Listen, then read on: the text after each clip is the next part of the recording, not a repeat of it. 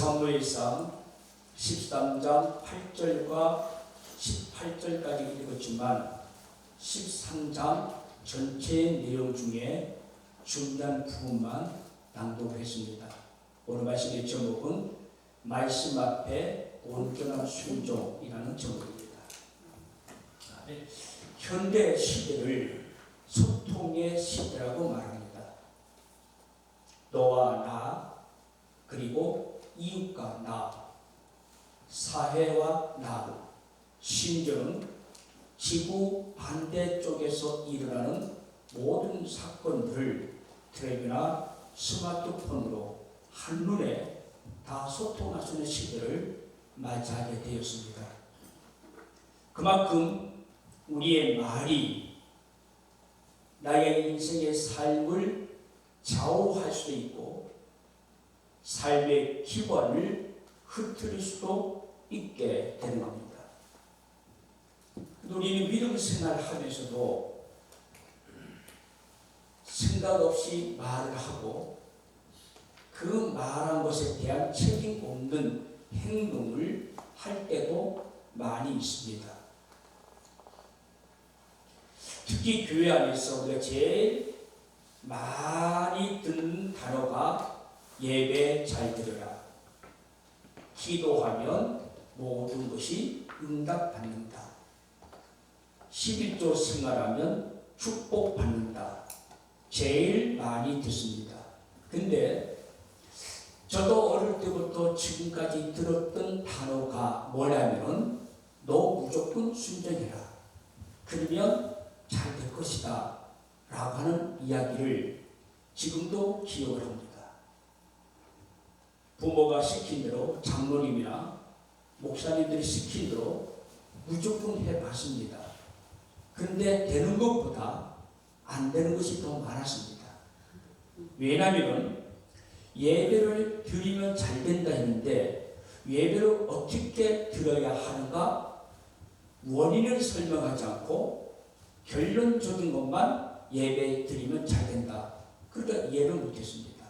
11조 내면 3세대가 복을 받고 1000대까지 복을 받는데 왜 11조 생활해야 하는가 대한 원인을 설명하지 않냐고 그냥 무조건 맹목적으로 믿고 순종해봐라.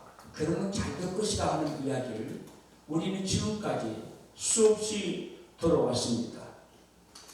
제일 하기 쉬운 말이 순종입니다. 반대로 제일 듣기 싫은 말이 순종입니다.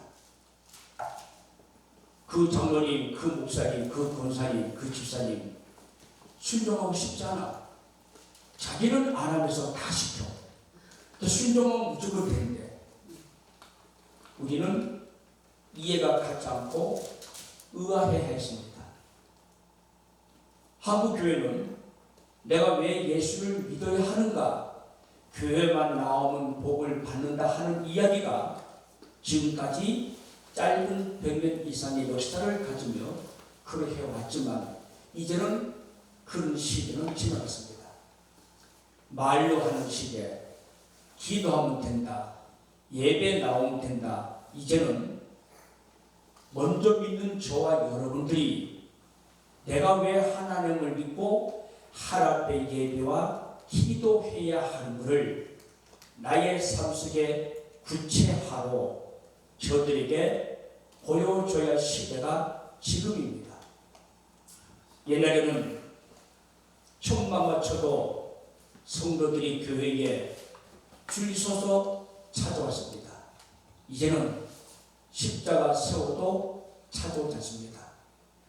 교회 문을 열어도 찾아오지 않습니다. 돈 주면 돈 얻으러만 와도 자발적인 복음 듣고 구원받기 위해 찾아오는 시대는 이제는 간 것 같습니다. 이제는 내가 만난 하나님, 내가 들은 그 복음을 갖고 저들에게 찾아가는 복음으로 바뀌었습니다. 이제는 찾아오기를 기다린 것이 아니라 그동안 주여 주여 하며 믿었던 그 주의 능력을 갖고 찾아가야 합니다. 그럼 그들에게 너 순종해라 그런 말 통하지 않습니다. 너 교회만 나오면은 그 말 통하지 않습니다. 제가 얼마 전에 지하철을 타는데 지금 코로나 시대가 계속 일어나고 있는데도 불구하고 지하철 안에서 전도지를 걷고 전도하는 할머니 한 분이 계셨습니다. 그랬더니 지하철에 앉아있는 사람들이 지금이 때가 어느 때인데 저 전도지 저 집 하고 있다고 이렇게 비난을 합니다. 우리가 보여준 기독교인의 모습이 말과 행동이 순종이라는 결과 열매로 보여줘야 하지만 그러하지 못했습니다. 그렇기 때문에 순종이라고 하는 것은 행동으로 가장 어려운 단어가 순종입니다. 우리 원장님도 너 뭐 이거 해, 또 우리 교회에서 뭐 해 그러면은 예 하지만 억지로는 할 수 있을 수 있어도 자발적과 순종하는 마음, 처음 마음으로 했으면 좋지만 시간이 지나며 그 열정적인 마음이 퇴색되어져 가고 있는 것이 사실입니다. 우리가 이것을 회복하지 않으면 우리는 다시 살아날 수가 없는 겁니다.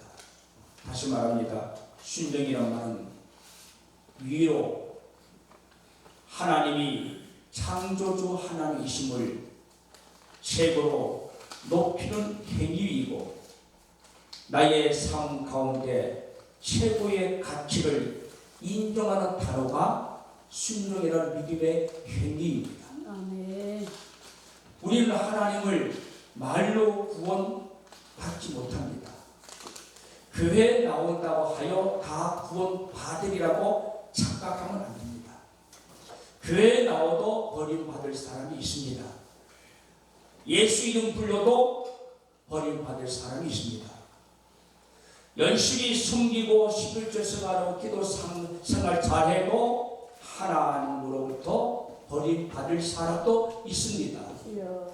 그런데 그 기준은 내가 하나님을 어떻게 믿고 믿어왔고 믿어갈 것이라는 그 평가는 바로 순종이라는 잣대입니다. 이제 우리의 믿음을 바라보면서 교회 안에서 왜 순종해야 하는가 설명하지 않고 무조건 순종이라는 말은 통하지 않습니다. 자, 그러면 저와 여러분들이 어떻게 순종해야 참된 순종인가 기준이 있을 거 아닙니까? 그리고 어디서부터 어디까지 하나님 말씀 앞에 내가 순종을 해야 하는가 처음과 끝은 있을 것입니다. 그냥 무조건 믿어라 있지 않습니다. 이제는 저들에게 보여줘야 할 살아계신 하나님을 우리의 삶을 통해 구체적으로 보여줘야 할 때가 왔습니다. 아멘. 저들은 교회 보고 구원받았습니다. 옛날에는 이웃 사람이 잘하면 교회 따라 나갔지만 이제는 그러하지 않습니다. 내가 믿어봤던 그 하나님을 명확하게 나의 삶의 행위를 통해 열매로 보여주지 아니하면 저들은 믿지 않습니다.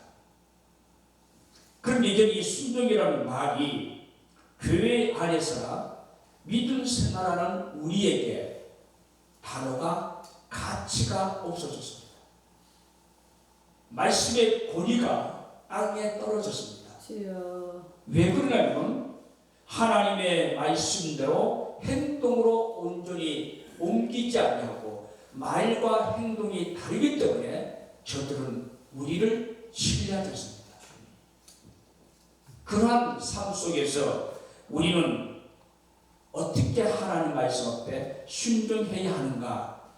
그래서 제가 보니까 순종이라는 단어를 실뿌리에 보니까 산만하고 되어 있는데 무엇을 듣다, 무엇을 이해하다 그런 뜻이고 헬라에 보니까 슈파퓨어로 됐습니다. 그것을 내가 그대로 순종하겠다 이런 뜻이 됐습니다. 다시 말합니다. 하나님 왜 순종해야 하는가 이해가 이제는 필요할 때입니다. 무작정 교회에 나와서 구원받는 시대가 아닙니다. 하나님 나에게 무엇을 명령하는 그 명령하는 말씀의 의도를 명확하게 알고 신앙생활한다면 우리의 믿음은 흔들리지 아니합니다. 아멘. 그러나 그것을 모르기 때문에 내 믿음이 성장하지 않고 정체되어져 있는 것이 우리의 현 주소입니다. 이런 삶 속에서 우리의 믿음을 생각한다는 것은 결코 쉽지 않습니다. 그래서 말씀의 의도를 이해하는 것이 필요합니다. 교회에 나오는 그 뜻을 이해하는 것이 필요합니다. 오늘 기도 집회처럼 내가 이 밤에 내가 말씀을 듣고 내가 왜 기도해야 하고 집으로부터 내가 왜 와서 이곳에 앉아 있느냐라고 하는 이해가 불충분하게 되면 은혜가 되지 않습니다. 하나님의 뜻을 우리는 이해할 수가 없습니다.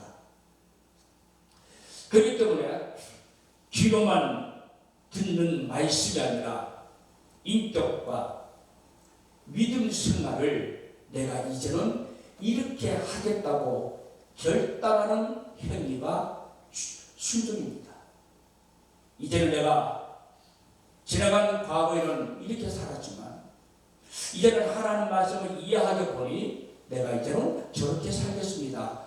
라고 나의 삶의 행동을 명확하게 표현하는 행동이 순종입니다. 하나님의 뜻을 이해하지 못하는 사람은 말씀대로 살 수가 없습니다. 우리는 그냥 교회에 나오면 하나님 말씀대로 사는 줄 알았습니다. 기도하면 하나님이 다 들어주시겠지. 절대로 그렇지 않습니다. 하나님 우리의 기도를 연락하는 기도도 있고 거부하는 기도도 있습니다.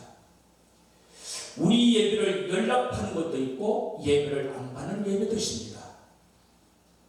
우리의 삶을 하나님이 성도로 백성으로 받아들이는 것도 있지만 하나님 나를 거부하는 사람도 있을 수가 있습니다.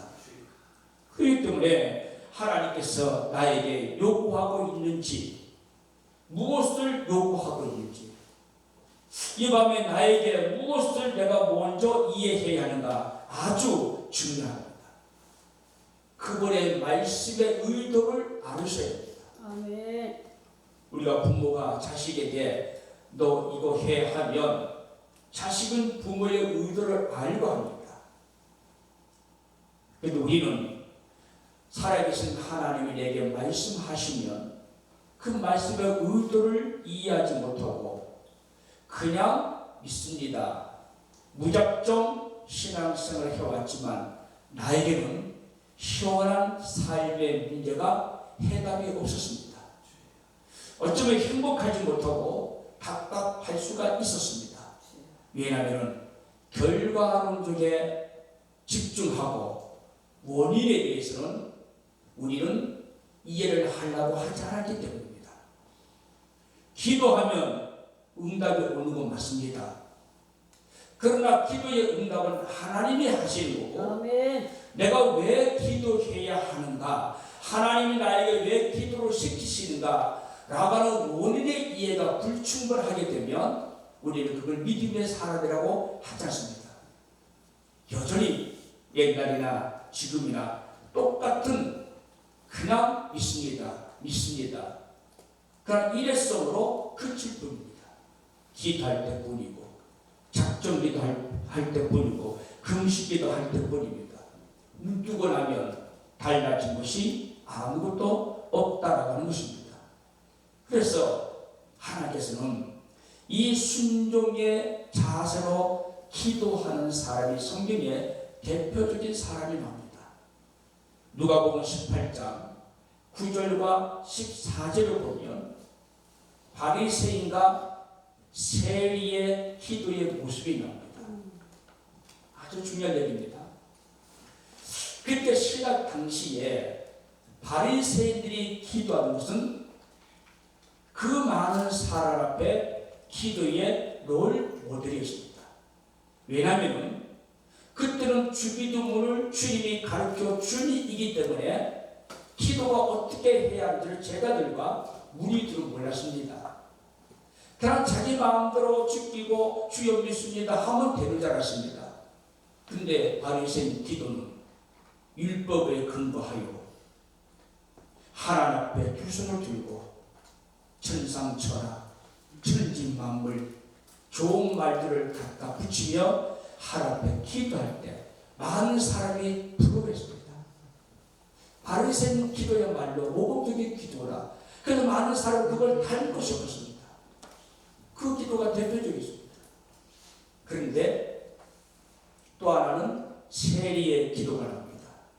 세리의 기도는 나는 죄인입니다 라고 하는 기도였습니다. 자, 하나님이 두 사람의 기도를 평가내려는 그 잣대는 어떻게 기도했느냐 중요하지 않습니다. 기도를 잘했느냐 못했느냐 응답을 받았느냐 못 받았나 라고 하는 것은 개인적인 판단으로 할 수는 있을지 몰라도 판단은 하나님이 하십니다. 아멘. 근데 그 기도의 평가는 하나님이 하시기를 바리새인 기도는 마음을 담고 뜻을 닮아 내가 죄인임을 원인을 고백하지 아니하고 나는 어떻게 했다는 외식적인 기도를 하였기 때문에 하나님은 그 기도를 받지 아니하시고 세리의 기도는 원인을 갖고 기도했습니다. 나는 죄인입니다. 주여. 우리가 원하는 기도는 내가 요구하는 대로 뜻대로 응답되어지는 것이 기도가 아닙니다. 내가 죄인임을 고백하면 아멘. 그분이 은혜를 주십니다. 아멘. 하나님의 은혜가 아니면 하나님의 용서와 긍휼하시 아니면 하나님의 백성이 될 수가 없고 내가 이 성전에 예배할 수 없고 나는 죄인임을 고백합니다. 하나님이 우리한테 필요한 기도는 너가 죄인이라는 것을 인정하라는 겁니다. 나의 부족함을 내려놓으라는 거예요. 아멘. 나는 아무것도 할 수 없음을 고백하라는 겁니다. 아멘. 그래서 세리는 그거 알기 때문에 다른 말 하지 않았습니다. 나는 죄인입니다. 그 말 한마디 주님 들으시고 그를 마음에 하나님 하나의 중심에 있는 그 기도를 주님은 높이 평가를 하게 됐던 겁니다. 아멘. 여러분, 우리가 이 땅에 살아가면서 많은 기도의 자세는 있을 수가 있습니다. 그러나 좋은 기도를 한다고 해서 하나님 응답되어지고 말 한마디 억울한 말을 한다 하여 응답 안 오는 것이 아니라 내가 누구인가를 나의 정체성을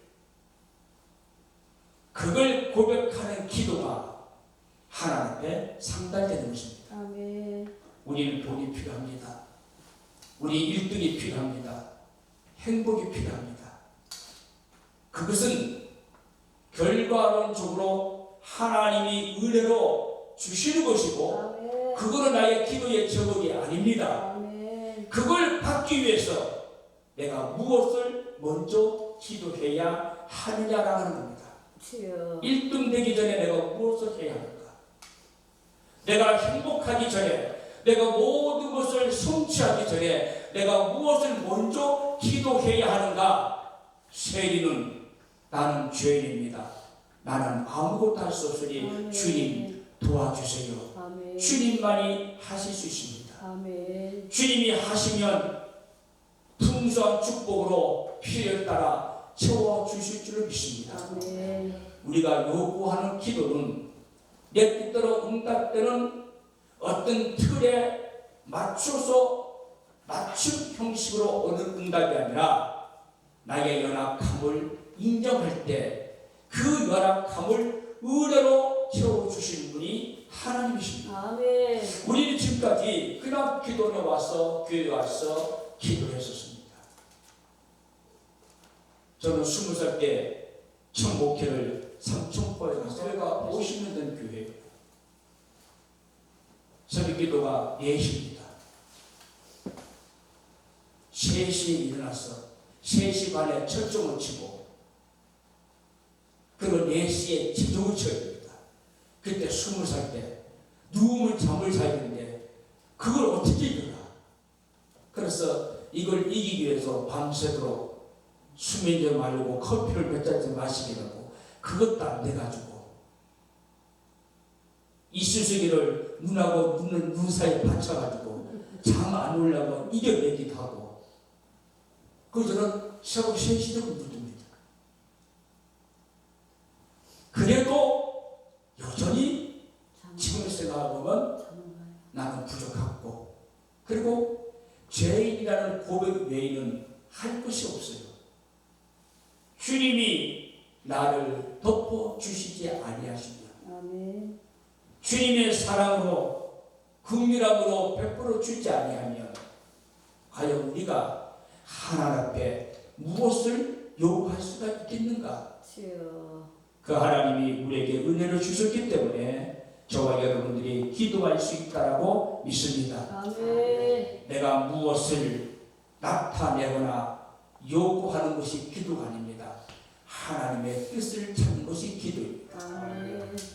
하나님이 나를 불러주신 원인을 찾는 것이 기도입니다. 아멘. 나의 정체가 무엇인가를 아는 것이 기도입니다. 나의 정체를 아는 것은 죄인이라는 고백밖에 없어요. 내가 하나님 앞에 할 수 있는 것은 아무것도 없습니다. 그분이 나를 귀하게 봐주셨기에 목회자로 때로는 직분자로 하나님 앞에 역할을 감당하고 있을 뿐이지 아멘. 우리가 태어날 때부터 그렇게 하진 않았습니다. 하나님의 뜻을 먼저 구하는 진정한 기도가 있기를 주의 이름으로 축원합니다. 아멘. 우리의 필요함을 아시는 분은 하나님이십니다. 나의 연약함을 풍성함으로 채워주시는 분은 하나님 한 분뿐이십니다. 아멘. 그래도 우리는 기도를 예측을 합니다. 기도를 예상을 하는 것이 아닙니다. 내가 일주일 기도했으니까 하나님은 좋은 것을 주시겠지. 안 주실 수도 있습니다. 저는 산에 올라가서 하나님 내가 이번에 일주일 동안 작전 기도합니다. 나무 꼭대기에 올라가가지고 하나님 나에게 응답을 해주면 내가 살아서 내려올 거고 응답해 주지 않으면 난 떨어져 죽겠습니다. 일주일 기도해도 응답이 없어서 내가 살아서 내려왔습니다. 내 말도 응답이 안 될 수도 있습니다. 우리는 기도를 예측을 합니다. 예상을 해요. 그거는 나의 욕심입니다. 하나님은 구하지 않은 것까지도 좋은 것으로 준비하신 하나님이지만 아멘. 그러나 내가 죄임을 준비는 내가 해야 합니다. 그렇기 때문에 믿음 생활하는 데 있어서 가장 중요한 것은 인간의 평가가 아니라 나를 보시는 하나님의 평가인 줄로 믿습니다. 아멘. 자, 그렇다면 오늘 본문의 사울 왕으로 돌아가서 사울 왕이 어떻게 왕이 되고 근데 그가 왜 버림을 받게 되는가? 여러분 잘 한번 들어보시기 바랍니다. 여러분 왕으로 선택받은 사울이 우리 성경에 나타나게 됩니다. 제사장 시대와 선지자 시대와 사사 시대가 지나가고 이스라엘 백성들은 우리를 통치하시는 왕을 세워달라고 그들이 때를 쓰기에 하나님은 원하지 않았지만 인간이 인간을 다스리시는 초대왕 사울왕을 세우게 됩니다. 그러면은 이 사울왕이 어떻게 하나님 앞에 선택을 받았을까? 사무엘상 9장 전체를 보면 중요한 얘기가 나옵니다. 아버지가 사울에게 잃어버렸던 암나기를 찾아오라고 신분을 시킵니다. 이 아들은 그 암나기를 찾기 위해 여기저기 동서남북으로 다니며 아들을 찾지를 못합니다. 그런데 아들이 하루도 이틀도 3일도 4일도 돌아오지 않으니 부모가 더 걱정을 합니다. 아들이 안락이 찾으러 갔다가 죽은 것이 아닌가, 오히려 걱정을 할 정도로 부모의 말씀의 순종과 아들로서의 성실함과 책임감을 가진 효자였습니다. 그만큼 어떤 일에 대해서 최선을 다한 그런 아들이었습니다. 그래서 사무엘이 사울에게 왕을 세우기 위해서 이렇게 말을 합니다. 사무엘상 9장 20절과 21절의 말씀을 보면은 사울에게 기름 부어 왕으로 세우려 할 때 사울이 이렇게 말합니다. 나는 이스라엘의 지파 중에 가장 작은 베냐민 지파 중의 사람이 아닙니까? 내 가족은 베냐민 지파 중에 가장 미약한 사람이 어찌 내가 왕이 될 수가 있겠습니까? 책임감과 겸손함을 겸했던 사람이 사울이었습니다. 아멘. 그러니까 사울은 행운하였습니다. 갑자기 왕이 된 사람이에요. 예상에도 없던 사람입니다. 근데 그가 기름 부음을 받고 왕으로 즉위할 때 이스라엘 백성들이 찬양을 부르며 모두가 찬송합니다. 그런데 반대로 저 사람이 하루에 기스의 아들 벨보로 온 게 저게 왕이 되는가 비우는 사람이 있었습니다. 그런데 사울은 비우는 사람이 있어도 내치지 않고 그들을 안고 자기의 백성으로 삼을 정도로 인간관계도 완만한 사람이었습니다. 그렇게 그가 왕이 되어지게 되는 겁니다. 그리고 왕으로 기름 부음 받고 나서 사무엘상 10장 9절과 10절에 보면 하나님의 새 마음을 주시고 새 영이 들어가 예언한 역사가 일어나게 됩니다. 아멘. 여러분, 그때부터 사울은 가는 곳마다 전쟁터에서 승승장구합니다. 가는 곳마다 백성에게 칭송을 받습니다. 아멘. 그리고 그 백성을 잘 다스렸습니다. 그러나 사울이 30세에 왕이 되고 2년이 지난 후에 블레셋 나라와 전쟁을 하게 됩니다. 블레셋 나라와 아말렉 족속과 전쟁을 하게 됩니다. 그때 전쟁을 할 때 하나님이 사울에게 분명히 말합니다. 너는 전쟁터에 나가서 승리할 터인데 만약에 승리하게 되면 살아있는 생명 짐승들과 사람 고아를 막론하고 다 죽이라고 명령합니다. 그런데 사울은 죽이지 않습니다. 피하고 기름진 것을 따로 챙기고 나머지도 죽여버리게 됩니다. 자, 이 사울이 하나님으로부터 버림받고 실패하는 자가 되는 원인이 바로 하나님의 말씀을 불순종하기 때문입니다. 하나님은 우리에게 무엇을 시켰을 때 내가 잘하느냐 못하느냐라고 하는 것이 문제가 아니라 왜 나에게 그것을 시키느냐 의도를 이해하셔야 합니다. 그 의도를 이해하지 못하게 되면 우리는 신앙생활이 잘할 수가 없습니다. 블레셋 나라와 아말렉과의 전투에서 그 속에서 사울이 왜 불순종했는가가 내용이 나옵니다. 자, 이스라엘 군사는 3,000명입니다. 블레셋 군사는 병거가 3만 명이고 마병이 6,000명이 되니 모래에 해변의 모래처럼 가득하여 이스라엘 백성들이 겁을 내어 도망을 해버리게 됩니다. 도망하게 되니까 이 사울은 어떻게 하느냐, 빨리 제사를 지내고 전쟁터에 나가서 싸워 승리해야 됩니다. 제사는 그때 당시에 제사 선지자만 할 수 있습니다. 나라의 구군이나 전쟁이나 왕을 세울 때는 반드시 제사장과 선지자만이 제사를 진리할 수 있는데 그 제사를 사울은 자기가 진리해버립니다. 여기서 우리는 무엇을 알 수 있는가? 자기를 나타내기 위함입니다. 이제는 그만큼 존경을 받았습니다. 인정을 받았습니다. 빨리 제사를 드리고 전쟁에 나가고 싶었습니다. 왜냐하면 백성들이 자꾸 흩어져요. 조급함이 있었겠죠. 사울은 제사보다 제사밥에 마음이 더 있었습니다. 자기의 권위로 자기 자신을 나타내기 위해 약속된 사무엘이 얼른 오지 아니하는데도 불구하고 자기가 번제를 화목제를 드리게 됩니다. 다시 말합니다. 하나님은 우리에게 해야 할 게 있고 하지 말아야 할 것이 있습니다. 아멘. 여러분들은 하나님께 받은 달란트가 있습니다. 그 달란트를 넘어가면 월권이 되는 거고 우리에게 주어진 사명대로 감당하시면 됩니다.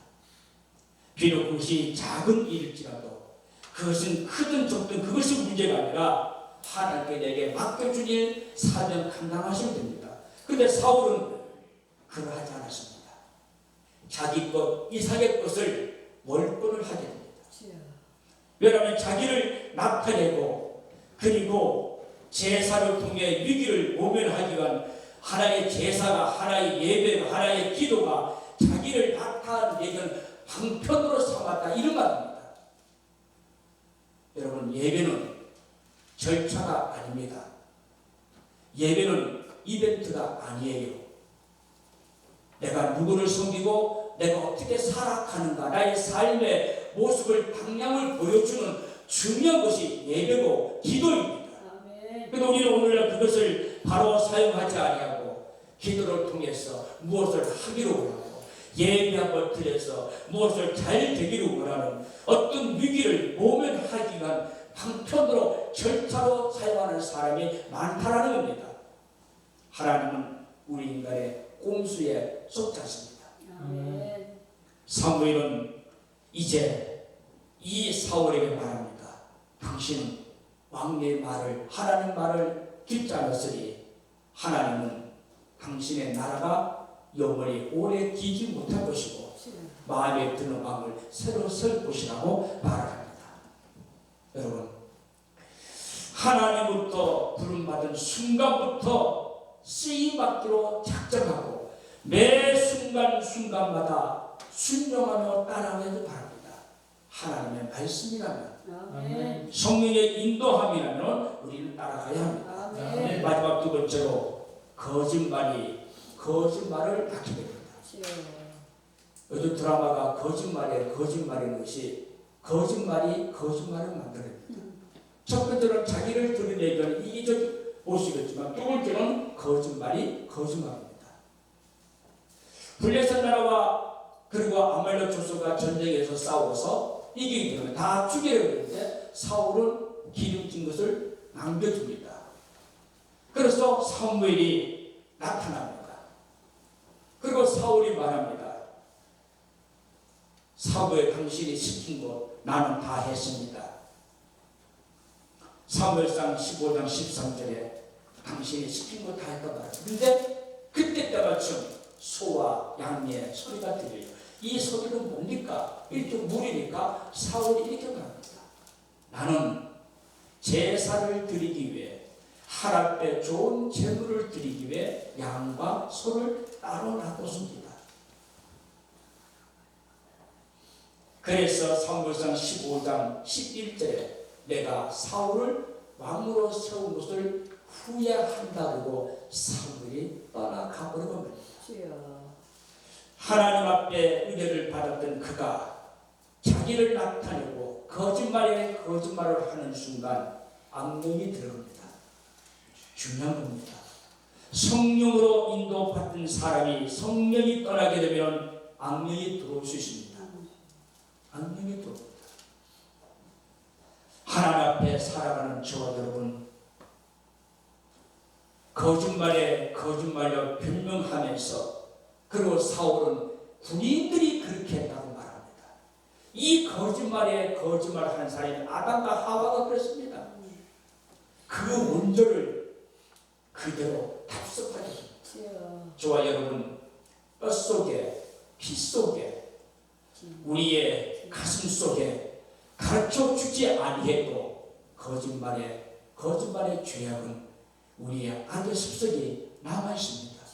이런 우리가 하나님의 그 나라와 그 의를 구하기에 거창한 기도를 아무리 해도 하나님은 너의 죄악의 문제를, 너의 연약함은 죄 있는 문제를 고백하지 아니하면 하나님 어떤 것도 응답하지 않습니다. 오늘 밤에 기도할 때 내가 무엇을 구하기 전에 하나님 나의 부족함을 깨닫게 하고, 내가 그동안 나를 모르고 잘못된 것을 기도인 줄 알고 붙잡고 부르짖었던 기도의 제목을 내려놓고 하나님 나를 향하고 나에게 요구하시는 그 기도 소리에 귀를 기울여가는 저와 여러분 되어주기를 바랍니다. 저를 말씀드렸습니다.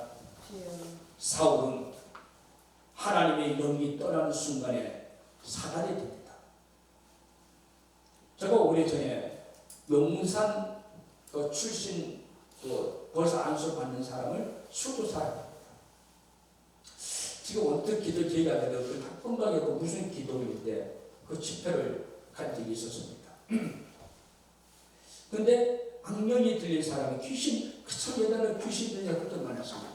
근데 한 주간을 집회를 참석하고 은혜를 받으니까 악령이 떠나가니까 성령이 들어옵니다. 그렇죠? 반대로 성령이 떠나가니 악령이 들어옵니다.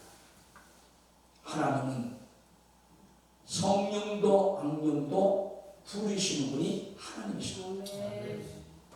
말씀 앞에 순종할 때 성령이 나의 주인이 되지만 말씀을 떠나 나를 나타내거나 알면서도 억지로 또는 일부러 거부하게 되면 성령이 악령이 되어 양심 역사하는 사람이 얼마나 많은지 모릅니다. 예언을 하고 성령 받았다고 별별 일을 다 하지만 그러하지 않습니다. 그래서 이런 말이 있습니다. 요한복음 15장 10절에 하나님은 구하는 대로 줍니다. 분명히 거기 보니까 너희가 내 안에 거하고 내 말이 너희 안에 거하면 무엇이든지 구하라는 대로 구하라 그리하면 이루리라. 분명히 그렇습니다. 맞아요.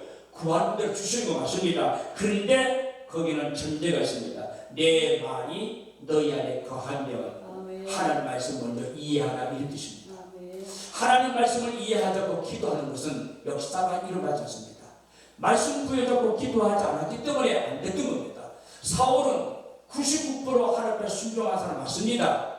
그러나 하나님은 최선을 요구하지 않고 100% 최고를 원한다는 사실을 잊지 마세요. 이제 우리는 최고로 하나님 앞에 순종해서 성령 안에 살아가고 하나님 말씀을 이해되지 아니해도 그 말씀 부여잡고 이해하고 수행해서 순종하면 여러분 생각지도 아니하는 삶 속에 놀라운 기적이 이 기도가 여러분 기도하는 그 무릎 위에 오늘 이 밤에 응답되어지기를 믿습니다. 기도합니다. 하나님 우리에게 은혜 베풀어 주시고 축복하시고